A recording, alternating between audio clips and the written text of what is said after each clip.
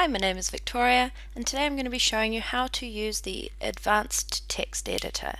The Advanced Text Editor is pretty similar to the basic text editor, except the Advanced Text Editor can be used if you'd like to have more formatting and styling options for the text you've written.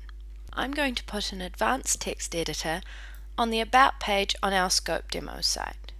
Click More Widgets, or you can add a new section and click the Add Widget button. Select Advanced Text Editor under Text and Image Media Elements, and this pop-up will appear here.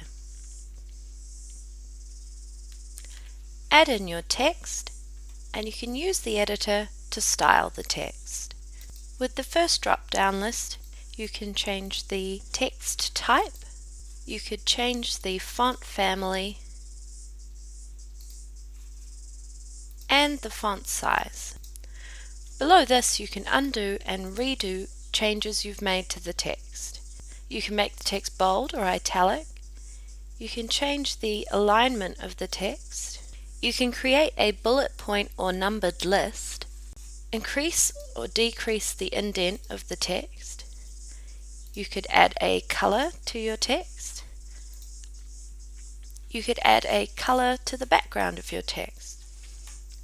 You could also insert or edit a link. To insert a link, enter the URL of the page you would like the reader to be redirected to. You can enter a title for the link, and you can choose to have this open in a new window. You can also insert media or source code. I'm just going to add a few more lines of text,